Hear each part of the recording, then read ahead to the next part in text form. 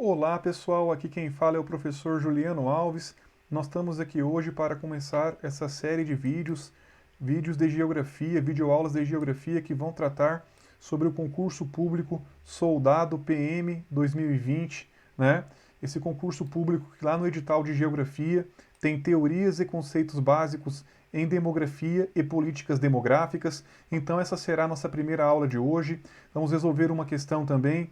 Então, se inscreva no nosso canal, dê o seu joinha e nos acompanhe, que em Geografia você terá todos os tópicos resolvidos aí na medida do possível com as videoaulas que acontecerão todas as quartas-feiras às 19 horas. Então, no nosso canal aqui, todas as quartas-feiras às 19 horas, teremos as videoaulas sobre os tópicos. Então, se inscreva, deixe o seu joinha para você poder acompanhar.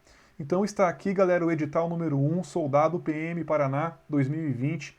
É um concurso público destinado ao preenchimento das vagas nos cargos de soldado da Polícia Militar e de soldado de bombeiro militar da Polícia Militar do Estado do Paraná.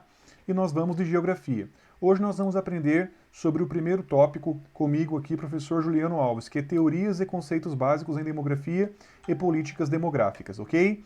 Vamos lá então. Bom, um primeiro conceito aqui que nós vamos tratar é sobre o crescimento da população do Brasil. Galera, é o seguinte, até o ano de 1940, mais especificamente entre 1870 e 1940, nós tivemos um crescimento no Brasil por migração. Então, até a Segunda Guerra Mundial, nós recebemos muitas pessoas no Brasil. Então, a população brasileira ela cresceu pela migração. Então, o que é migração? Migração é o deslocamento de pessoas, né? As pessoas saem das suas cidades, saem dos seus estados ou até mesmo dos seus países para buscar uma vida melhor em outros territórios, né? Então a migração é esse deslocamento de pessoas no espaço com o objetivo de buscar uma vida melhor. O Brasil cresceu populacionalmente até 1940 por migrantes. A partir disso, o crescimento brasileiro é basicamente pelo crescimento vegetativo. Mas o que é crescimento vegetativo? Já vou explicar para vocês. Então veja bem, em 2018 nós tínhamos 209 milhões de pessoas aqui no Brasil, né? Lá em 1872 era apenas 9 milhões e 930 mil pessoas. Então, em que época crescemos mais? Por que crescemos mais? Até quando vamos crescer? Vamos aprender isso aqui hoje, ok, galera? Estamos acompanhando aí. Bom, primeiro, o que é crescimento vegetativo ou natural? O crescimento vegetativo ou natural, ele diz respeito à taxa de natalidade menos a taxa de mortalidade. Gente, natalidade é o número de nascidos por 1000, né? E mortalidade é o número de mortos por 1000, né? Você tem aquele símbolo do porcento, muitas vezes vem em porcento, que é aquele símbolo assim, né? E o por 1000, ele tem mais um zero aqui, então ele é um símbolo que tem mais um zero aqui. Então, obviamente, se você pegar o número dos que nasceram, né, e subtrair o número dos que morreram, você tem o número da população que cresceu naturalmente, ou também que nós chamamos de crescimento vegetativo. Então, pessoal, o crescimento vegetativo nada mais é do que número de nascidos menos número de mortos, ok? Então, quando você quer calcular, quando nós estamos falando de crescimento vegetativo ou crescimento natural, eu somo os números das pessoas que nasceram e subtraem os que morreram. Esse crescimento natural vegetativo, até o ano de 60, ele era elevado. Ó. Até o ano de 60 era um crescimento vegetativo bem elevado. Depois, por alguns fatores que eu já vou comentar com vocês, ele foi decaindo, decaindo, decaindo, e agora ele é menos de 2%. Né? Ou seja, a população está crescendo menos de 2%, ok? Então hoje nós temos um crescimento vegetativo estável, baixo, mas ele já foi elevado. Até a década de 60 ele foi elevado. Por que será que até a década de 60 ele foi elevado? Depois ele foi diminuindo, hein? Já já vamos verificar isso, tá bom? E o crescimento demográfico? O que é o crescimento demográfico? O crescimento demográfico, obviamente, é o aumento da população de um determinado local, né? Só que para você calcular o crescimento demográfico, você avalia o crescimento vegetativo e o saldo migratório. Como assim o saldo migratório, né? As pessoas entram e saem do país. Se migraram pessoas, entraram pessoas no país mais do que saíram, quer dizer que esse saldo migratório é positivo. Ou até mesmo em uma cidade, né? Cidades que são metrópoles, centros industriais, elas atraem muitas pessoas. Então, essas cidades têm saldo migratório positivo. Então, se você tem um saldo migratório positivo, as pessoas daquele local vão aumentar. E se você tem um crescimento vegetativo positivo, as pessoas também vão aumentar. E aí você calcula o crescimento demográfico. Então, crescimento demográfico envolve natalidade, envolve mortalidade e o número de pessoas que chegam e que vão embora, que são os migrantes. O Brasil, ele não apresenta um crescimento migratório grande. Hoje a maior parte do seu crescimento vem do saldo vegetativo, que é natalidade menos mortalidade. Mas se você pegar municípios isolados, municípios industriais, como São José dos Pinhais, Curitiba e até mesmo Araucária, são cidades que têm atraído muitas pessoas devido à oferta de empregos. Então essas cidades têm um saldo migratório positivo. Essas sim, quando você vai calcular o crescimento demográfico, vale a pena você prestar atenção no saldo migratório delas, né? Porque elas atraem muitas pessoas, tá? Então, crescimento demográfico envolve natalidade, são os que nascem, menos os que morrem, mais os que entram e saem, né? Você calcula a diferença dos que entram e saem. Já o crescimento vegetativo é só natalidade e mortalidade. Crescimento demográfico também entra o saldo migratório, ok? Com isso, pessoal, já é possível fazer uma questão que apareceu no concurso da PM anterior, né? Então, olha lá, ó. A população brasileira atingiu 202,7 milhões de pessoas em 1º de julho deste ano, segundo a estimativa do IBGE. O volume de pessoas que vivem no país cresceu 0,86% em relação ao verificado em igual período do ano anterior. São Paulo continua sendo a cidade mais populosa do país. Já vamos aprender o que é esse conceito de populosa, tá? Com 11,9 milhões de habitantes. Em seguida, no ranking de cidades, vem Rio de Janeiro, 6,5 milhões, depois é Salvador, Brasília e Fortaleza. Os 25 municípios mais populosos, ou seja, que têm a maior população do Brasil, somam 51 milhões de pessoas. Olha que interessante, 1/4 da população do Brasil estão em apenas 25 municípios, né? E representam 25% da população. Então, 25% da população está concentrada em apenas 25 municípios, que são metrópoles, né? Como, por exemplo, Salvador, como, por exemplo, Rio de Janeiro e São Paulo. Vamos lá ver o que a questão pede, então. Com base nos conhecimentos de geografia da população, assinale a alternativa correta.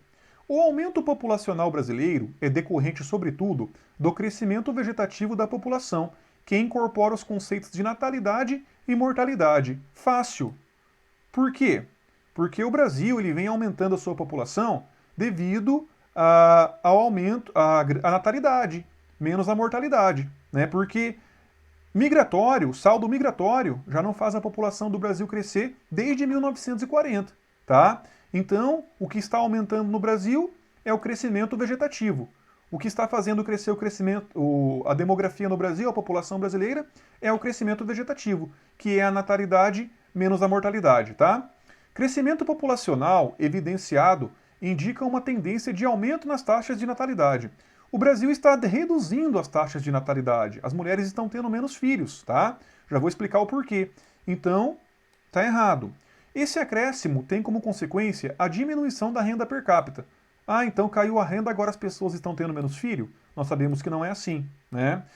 O aumento da população é impulsionado pelo crescimento das periferias, das grandes cidades, decorrente dos processos migratórios. Já falei que a migração não está aumentando a população do Brasil. Ela pode aumentar de alguma cidade em isolado, tá? O fator que explica o aumento populacional é a imigração. Não, aumento populacional do Brasil não tem nada a ver com imigração e migração na atualidade, né? Lembrando que o imigrante é aquele que entra no país, o emigrante é aquele que sai e o migrante é aquele que está se deslocando no espaço em busca da melhor qualidade de vida. Bora lá então, galera, para o próximo conceito aí, ó. Estrutura etária da população. Bom, quando nós analisamos a quantidade de pessoas que tem, se são do gênero feminino ou do gênero masculino, e a idade dessas pessoas, nós estamos analisando a estrutura da população. Isso é importante, saber se o país tem mais jovens, mais idosos ou mais adultos, até para fins de planejamentos governamentais, para saber onde o governo precisa investir mais. Então isso é muito importante, ok? Vamos lá então. Antes de analisar a estrutura, vamos aprender alguns conceitos. População absoluta. O que é população absoluta? É simplesmente o número total de habitantes de um local. Então, se a do Brasil é mais de 200 milhões, a população absoluta do Brasil é de mais de 200 milhões. Se a dos Estados Unidos é mais de 300 milhões, essa é a sua população absoluta. Se essa população absoluta é grande, quer dizer que esse país é populoso. O Brasil é um país populoso, né? Ele tem centenas de milhões de pessoas. Né? Quais que são os países mais populosos aí? Bom, China e Índia com certeza estão aparecendo na ponta aí, né, galera? O primeiro país mais populoso do planeta hoje, que tem a maior população absoluta, é a China e o segundo é a Índia, né? Depois nós já vamos ter aí Estados Unidos, depois já vem Indonésia, depois vem Nigéria, depois lá que vai aparecer o Brasil. Então o Brasil está ocupando mais ou menos o 6º lugar em população absoluta. Vamos lá então, pessoal. Só para vocês terem uma ideia aqui, ó, né? Em 2019, nós tínhamos aqui essa organização, né? China, Índia, Estados Unidos, a Nigéria vai entrar aqui também, Indonésia e Brasil, né? Também tem outros países que podem entrar aqui, principalmente países asiáticos, tá? A tendência é que a Índia ultrapasse a China na população absoluta, porque a China, ela fez o controle do filho único até há pouco tempo, né? Ela só permitia ter um filho em algumas situações, e a Índia não tem esse controle, né? A maior parte dos indianos seguem o hinduísmo, que é uma filosofia de vida misturada com religião e que faz com que eles tenham muitos filhos, né?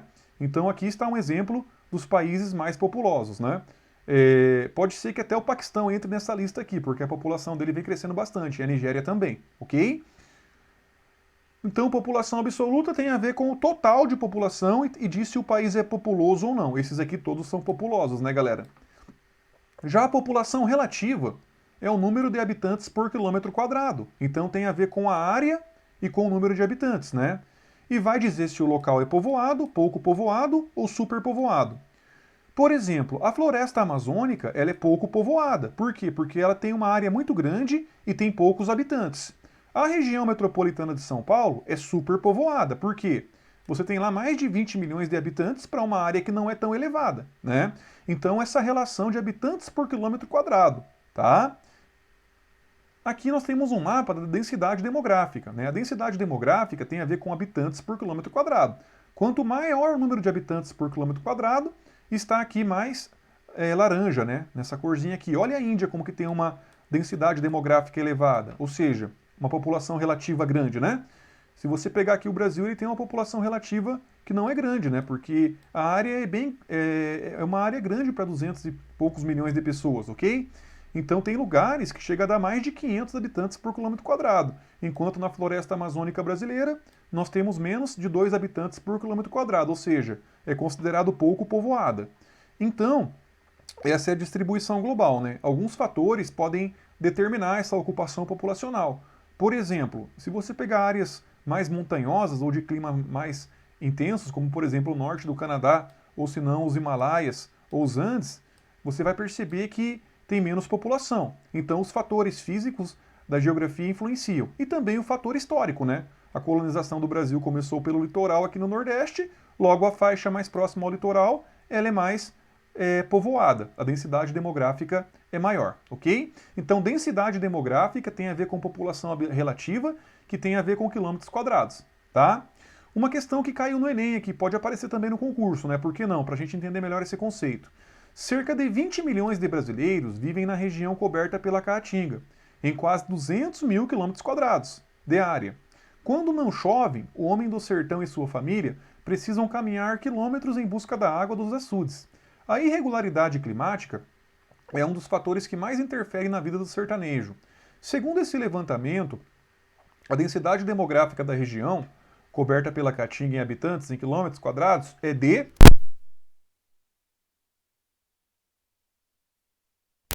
Então, nós temos que fazer uma conta básica. Tem que dividir o número de pessoas, né, 200 milhões, tem que dividir 200 milhões, 20 milhões, né, você vai pegar lá, você vai dividir 20 milhões, né, aí entra a matemática básica, né, 20 milhões, vamos fazer aqui, ó, bonitinho assim, igual está, ó, 20 milhões tem 6 zeros, né, olha lá, nossa, tá muito bonito isso daqui, né, vamos dividir por 800 mil, né, ó, 800 mil, Você pode cortar os zeros, né? Vocês estão estudando bastante matemática aqui para o concurso, sabe disso.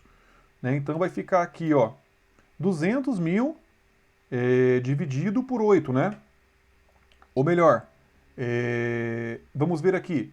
Então, 20 milhões dividido por 800 mil, né? Faltaram 3 zeros ali. O resultado, faltaram os 3 zeros aqui para cortar, né? Esses 3 zeros aqui do 800 mil. Vamos cortar aqui. Então tem que cortar 5 zeros. Ó. 1, 2, 3, 4, 5. Então é 200, né, dividido por 8. 200 dividido por 8 dá quanto? Dá 25. Então a densidade demográfica lá é de 25 habitantes por quilômetro quadrado. É só dividir o número de pessoas, né, pela área. Aí você tem o resultado lá que é 25 habitantes por quilômetro quadrado. Bora lá, galera. Bom, quando nós falamos de estrutura populacional, nós temos que analisar as fases que o Brasil já passou, né? Eu estava falando para vocês agora há pouco. E estrutura populacional tem muito a ver com a questão do número de pessoas que o país tem, né? Qual que é a faixa etária dessas pessoas, né? E qual que é o gênero, né? O sexo dessas pessoas, né? Na primeira fase, né, o Brasil viveu essa primeira fase entre 1950 e 1960. Nessa época, o Brasil era um país rural. Então, lá no rural, a fecundidade, o que é fecundidade? É o número de filhos por mulher. Era alta. Cada mulher, em média, tinha em torno de 6 filhos, né? Então, isso gerou uma natalidade elevada. Então, a natalidade era de 43 por mil, né? O por mil tem esse zero a mais aqui do que o porcento, né? Só que a mortalidade também era elevada, porque lá no rural não tinha acesso a pré-natal, não tinha acesso à medicina de qualidade, à vacinação. Então, o crescimento vegetativo nessa época ele era baixo. Ele era em torno de 14 por mil, né? E a pirâmide etária era assim. O que é a pirâmide etária, né? São dois gráficos. De um lado, eu tenho o gráfico das mulheres, né? Aqui embaixo eu tenho o número de mulheres, e cada coluna dessa vai subindo 4 anos. Ó. Então aqui é de 0 a 5 anos, 0 a 5, aí sobe aqui de 6 a 10, vai subindo, até chegar aqui, né? Ó, 0 a 4, 5 a 9, né? 10 a 14. Cada barrinha dessa vai subindo, até chegar aos idosos, né? Então, de um lado você tem o gráfico, sempre do lado direito é o gráfico das mulheres, e do lado esquerdo o gráfico dos homens. Nessa época, conforme vocês podem ver aqui, essa pirâmide etária do Brasil, ela era uma pirâmide mesmo, né? Ela tinha, nós dividimos sempre a pirâmide em base, corpo e topo, né? A base é até 19 anos, tá? E o corpo é até 64, porque de 64 para cima são os idosos. Então a pirâmide etária é dividida em jovens, ela é dividida em adultos e dividida em idosos, né? Se você perceber aqui, ó, a maior parte do Brasil nessa época era de jovens, então o Brasil era um país de jovens, né? Porque a qualidade de vida não era tão boa e não muitas pessoas ficavam adultos ou idosos, né? No contexto geral aqui, ok? E o Brasil tinha aproximadamente 54 milhões de pessoas. Agora, na segunda fase, já é 1970 até 1980. O Brasil já é um país urbano, né? A fecundidade, ela ainda é elevada, mas ela já começa a cair. A mulher no urbano, ela já vai ter menos filhos, né? Então ela tem 4,3 filhos em média. A natalidade continua elevada, só que vai ter uma queda na natalidade. Por quê? Porque agora no urbano vai ter acesso a condições sanitárias melhor, vai ter acesso à vacinação, aos pré-natais, né? A mulher vai ter um acompanhamento melhor. Então, principalmente a vacinação. As pessoas vão morrer menos. Então eu vou ter um boom no crescimento vegetativo, né? Porque a minha natalidade continua elevada, mas morrem menos pessoas. Isso é chamado de baby boomer, né? Porque é uma explosão de crescimento vegetativo. Por isso que a época que o Brasil mais cresceu foi a década de 70 e a década de 80, devido à redução das taxas de mortalidade pela melhora na qualidade de vida com a urbanização, tá? Então a pirâmide etária ela já vai ficar um pouco mais estreita aqui na base, né? E ela vai começar a aumentar um pouquinho o número de idosos, né? E em 30 anos, ó, o Brasil passou de 60 milhões para 120 milhões. Então, em 30 anos ele vai dobrar a população, o baby boomer, né? Crescimento elevado, uma explosão demográfica, né? Porque a natalidade continuou elevada, mas reduziu a mortalidade devido à urbanização. Depois de um tempo já no urbano, nós vamos entrar na terceira fase, que é entre 1980 e 2000. A mulher vai passar a ter poucos filhos, porque ela já é uma mulher urbana, agora ela quer estudar, quer trabalhar, ela tem acesso a métodos contraceptivos, criar filho na cidade é caro.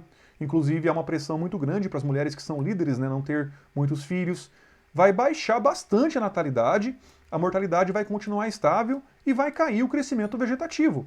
Se lá em 50 a mulher tinha em média 6 filhos, agora ela tem 2,3, ó. Essa é a terceira fase demográfica, da estrutura demográfica. Então a pirâmide etária agora não é nem uma pirâmide mais, ó, ela lembra uma coxinha. Por quê? Porque agora o Brasil não vai ter a maioria de jovens, não é mais a maioria de jovens. Agora a maioria passa a ser de adultos e começa a aumentar também os idosos, que são o topo da pirâmide, ok? E aí em 2000 o Brasil vai contar com 175 milhões quase já, né? E a quarta fase, nós estamos passando para a quarta fase, tá? A quarta fase é quando nós temos uma fecundidade muito baixa, né? Isso gera uma natalidade muito baixa, uma mortalidade muito baixa e o crescimento ele é baixo, o crescimento vegetativo é baixo. Agora, quando que entra-se na quarta fase de fato? Quando esse crescimento vegetativo vai ficando negativo. O que já está acontecendo na Rússia, na França, na Alemanha, eles estão começando a perder população, porque está morrendo mais do que nascendo, porque a taxa de fecundidade está muito baixa, as pessoas estão tendo menos filho, e aí gera problema de mão de obra, gera problema de previdência social, porque é muito caro manter os aposentados, sendo que a mão de obra está diminuindo, né? E aí a pirâmide etária do Brasil, né, em 2060 o Brasil vai chegar no seu ápice, com 224 milhões de habitantes. A pirâmide etária vai parecer esse sorvete aqui, né, para não falar nada, né? Nós vamos ter um número maior de idosos, mas o número de idosos, um número maior de adultos, né? Mas o número de idosos também será muito grande, né? E o número de jovens será bem menor. Isso pode implicar em coisas do tipo falta de grana para pagar os aposentados, falta de mão de obra porque o número de jovens é pequeno, né? E a partir de 2060 há uma tendência em o Brasil diminuir a sua população. Se cair uma questão assim, galera, vai ser assim para vocês, ó. A pirâmide etária é uma representação da população por sexo e idade em um gráfico conhecido como histograma. Muitas vezes chamam esse gráfico de histograma. Então aqui tem a pirâmide brasileira de 80, de 2017 e a estimativa de como vai ficar 2050. Comparando as três pirâmides, podemos concluir que a pirâmide de 80 demonstra uma expectativa de vida e o envelhecimento da população maiores do que 17 e 50? Vamos ver. Não, ó, o topo dela está mais estreito. Então a expectativa de vida em 80 era menor. Topo largo, expectativa de vida maior. Então não pode ser essa alternativa, essa está fora. O estreitamento da base evidencia a queda na expectativa de vida? Não. O estreitamento da base é a diminuição de jovens, galera. Quando a base está estreita, diminui os jovens, tá? A expectativa de vida você avalia no topo, tá? Então não pode ser a B. A análise das pirâmides de 1980, 2017 e 2050 deixa claro o rápido envelhecimento da população brasileira, fator que poderá gerar sérios problemas na área da previdência social, pois a população contribuinte deverá financiar um número maior de aposentados. Essa é a correta, né? Se você tem um número maior de idosos, cada vez mais, ó, está aumentando os idosos e diminuindo os jovens, essa base vai ter que pagar essa aposentadoria e cada vez mais aposentados e menos pessoas trabalhando. Então isso pode gerar um problema na previdência social. A alternativa correta é a C, como vocês podem ver aí, ok? Vamos lá então, pessoal. Para acabar a nossa aula aqui de hoje, vamos falar um pouquinho sobre as teorias demográficas, né? Que ali no edital fala sobre isso também. Bom, quando nós falamos sobre teorias demográficas, são teorias que começaram lá com o reverendo Thomas Robert Malthus lá na Inglaterra. Thomas Robert Malthus tinha a teoria de que faltaria alimento para a população porque a população estava crescendo de forma muito rápida, enquanto a produção de alimentos estava crescendo de forma muito lenta, né? E ele dizia que para isso seria importante controlar a natalidade. Inclusive, ele indicava, né, evitar casar tão novo, né, práticas sexuais dentro dos critérios da igreja, né, só para ter filhos mesmo, né? Mas a teoria dele foi derrubada. Por quê? Porque veio a Revolução Industrial e a produção de alimentos aumentou e aí não faltou alimento para as pessoas, né? Na verdade, falta o acesso aos alimentos, né, galera? E aí, mais para frente, veio a teoria neo-malthusiana. Baseada no Thomas Robert Malthus, essa teoria ela defende que deve ter um controle da natalidade, sim. Por quê? Para garantir que tenha recursos ambientais disponíveis para as populações, atuais e futura, e para outras espécies. Ela também diz que, se tiver um controle da natalidade, há menos investimentos com crianças e maior investimento na infraestrutura do país, né? A China adotou essa teoria e controlou a natalidade. O Brasil controlou a natalidade com essa teoria, né? Na década de 80, 90, anos 2000, o Brasil oferecia cirurgias de laqueaduras para as mulheres, né? Oferecia preservativo, oferece ainda. Então, nós mesmos estamos controlando a natalidade brasileira com essas ofertas, né? Nós embarcamos nessa. E tem uma última teoria aqui, que é a teoria reformista marxista. Ela já é contra a neomalthusiana. Ela diz assim que o problema não é ter muitos filhos, o problema é a distribuição de renda, né? Se nós tivéssemos uma distribuição de renda melhor, teríamos menos países desenvolvidos, e com menos países desenvolvidos, com um padrão de vida melhor, o controle da natalidade se daria por automático, né? A neomalthusiana diz que você tem que controlar a natalidade para melhorar o padrão de vida. A reformista, ela diz que você tem que melhorar o padrão de vida e automaticamente você controla a natalidade. Então é isso, galera. Essa foi a nossa aula de hoje. Deixem sugestões aí nos comentários, se inscrevam no canal, deixem seu joinha. Semana que vem tem um segundo tópico aí, né? Quarta-feira, toda quarta-feira às 17 horas, sobre o edital desse concurso. Valeu, galera! Bora estudar então. Até a próxima aula. Tchau, tchau.